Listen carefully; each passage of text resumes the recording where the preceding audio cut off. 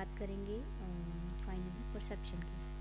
Perception को हम और अच्छे से समझने के लिए इसे बाकियों की तरह भी थोड़ा सा और एक्सप्लेन करते हुए अगर हमें लगता है कि टाइम देना पड़ा तो इसे भी डिवाइड करेंगे पार्टीशन में और आपको पूरी नॉलेज देने की कोशिश करेंगे और उम्मीद करती हूँ कि आपको पसंद आएंगे।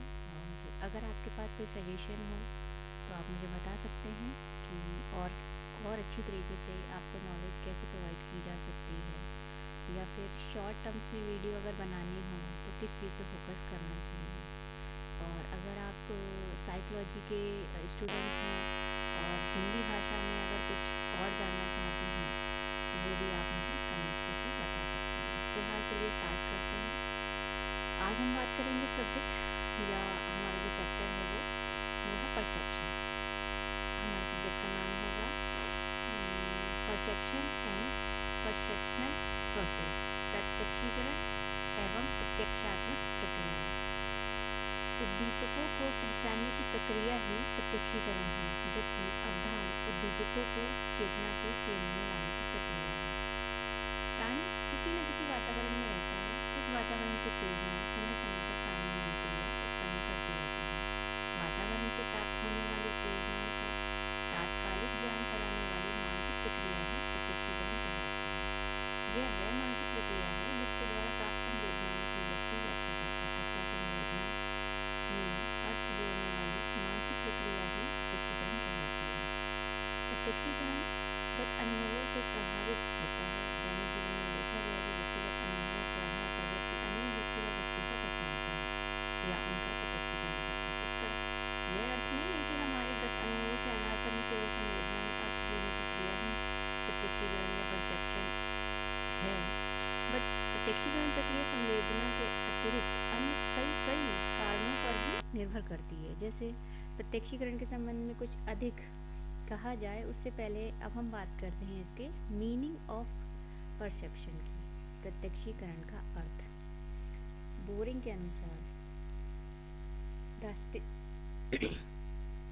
The distinction between perception and sensation is commonly made on the assumption that sensation refer to the action by a receptor when it is stimulated and perception refers to the meaning given to the sensation. Boring कहते हैं संवेदना और प्रत्यक्षीकरण में अंतर साधारणतः इस कल्पना के आधार पर किया जाता है कि संवेदना का अभिप्राय ग्राहक के उस कार्य से है जब वह उद्दीपित होता है। दूसरी ओर प्रत्यक्षीकरण का अभिप्राय संवेदना को अर्थ प्रदान करने वाली प्रक्रिया से है। अब हम कॉलिंसन की लैंग्वेज में देखेंगे वो क्या कहना चाह रहे हैं।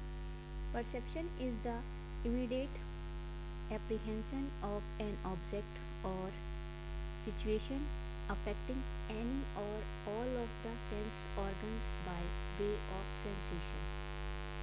कॉलिंस और ड्रेवर के अनुसार प्रत्यक्षीकरण किसी वस्तु या परिस्थिति का तात्कालिक ज्ञान है जो किसी एक या सभी ज्ञान इंद्रियों को संवेदना द्वारा प्रभावित करता है। N L Munn, the terms perception is customarily used to refer to relatively complex receptor and neural process which underline our awareness of ourselves and our world. मन के अनुसार वो कहते हैं प्रत्यक्षीकरण शब्द का उपयोग बहुधा ग्राहक और स्नायु संबंधी अपेक्षाकृत उस जटिल प्रक्रिया के लिए करता है जो हमें अपने वातावरण के प्रति ज्ञान कराने में क्रियाशील रहता है। अब हम आइजनेक की अकॉर्डिंग जानेंगे कि उन्होंने क्या कहा है परसेप्शन पे। Perception is a psychological function which enables the organism to receive and process information on the state of alternations in the environment. आइजनेक और उनके साथी कहते हैं कि प्रत्यक्षीकरण प्राणी का एक मनोवैज्ञानिक प्रकार है जिसका संबंध वातावरण की अवस्था और परिवर्तनों की सूचना ग्रहण करने और प्रोसेस करने से है।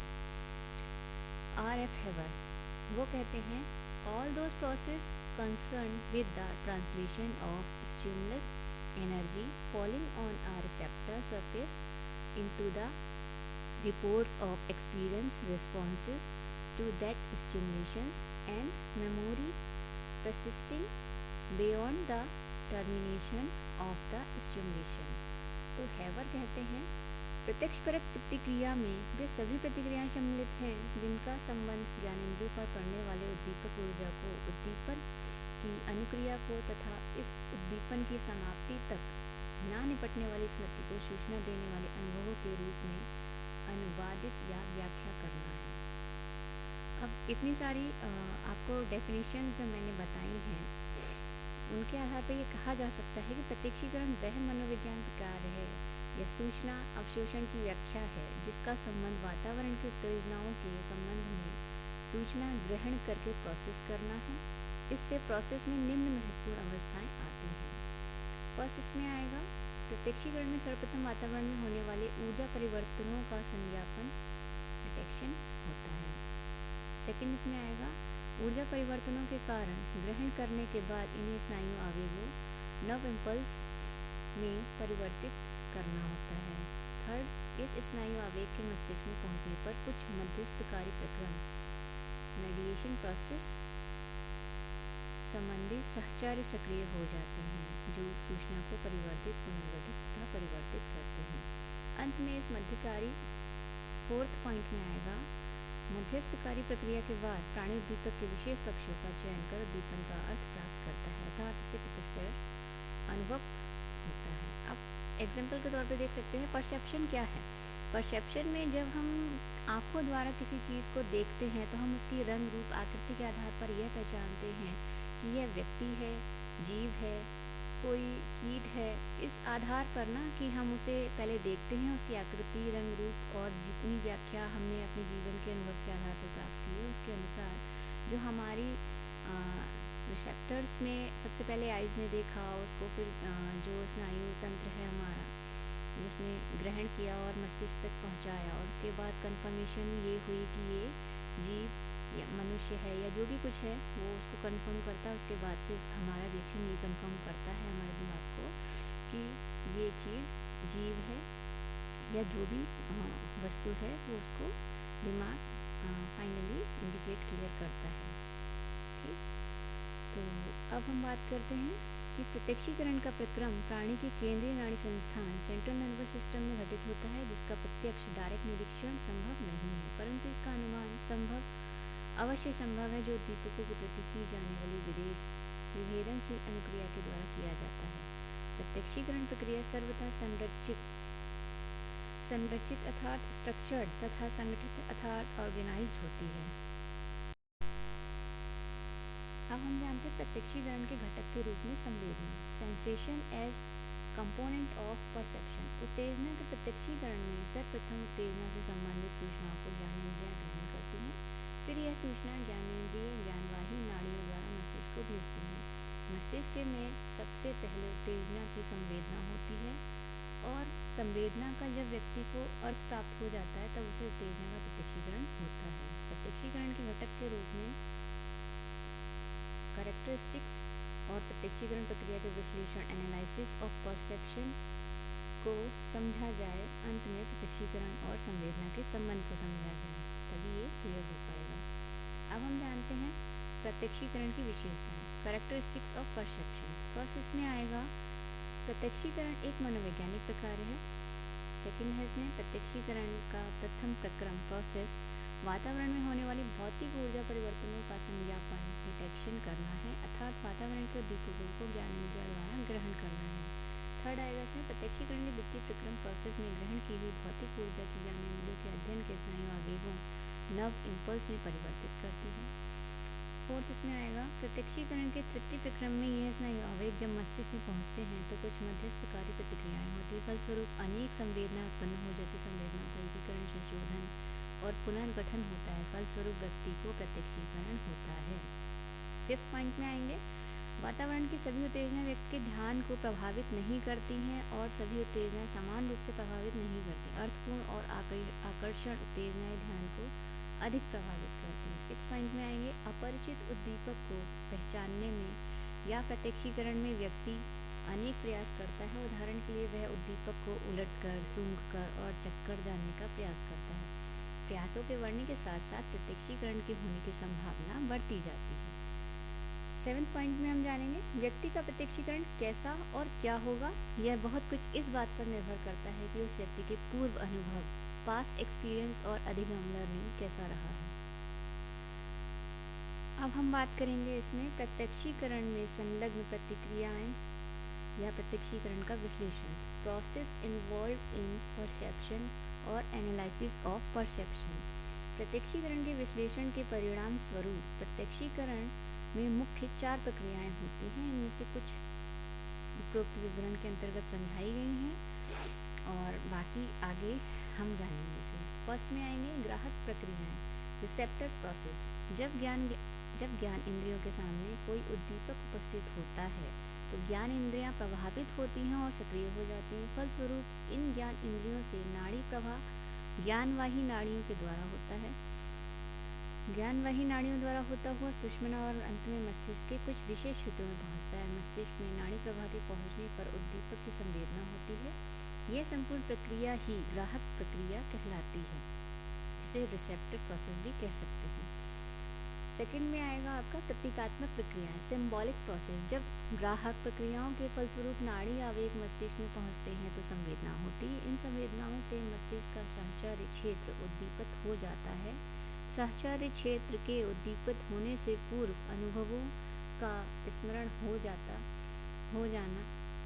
उदाहरण के लिए यदि व्यक्ति के सामने जूही का फूल रखा हो तो इस फूल को ग्राहक प्रक्रिया के बाद प्रतीकात्मक प्रक्रियाओं में इस फूल से संबंधित गंध, रंग और स्पर्श आदि की संवेदना और संबंधित प्रतिमाएं मस्तिष्क में उपस्थित हो जाएंगी। इस प्रक्रिया में उद्दीपक से संबंधित केवल विभिन्न प्रकार की संवेदनाएं और संवेदनाएं प्रतिमाएं ही संकेतों के रूप में उपस्थित होती हैं। संवेदना का अर्थ प्राप्त नहीं होता। इसका थर्ड प्रोसेस में आएगा एकीकरण प्रतिक्रियाएं, यूनिफिकेशन प्रोसेस। इस प्रक्रिया के अंतर्गत उद्दीपक के फलस्वरूप विभिन्न संवेदना और उत्पन्न प्रतिमाओं का एकीकरण होता है। जो उद्दीपक से संबंधित संवेदनाएं और प्रतिमाएं हैं वह एक साथ जुड़ती जाती हैं और उनका एकीकरण होता जाता है। संबंधित संवेदनाएं और प्रतिमाएं अलग घटित जाती हैं और लुप्त हो जाती हैं। प्रत्यक्षीकरण में उद्दीपक से संबंधित संवेदनाओं में एकता और संगठन,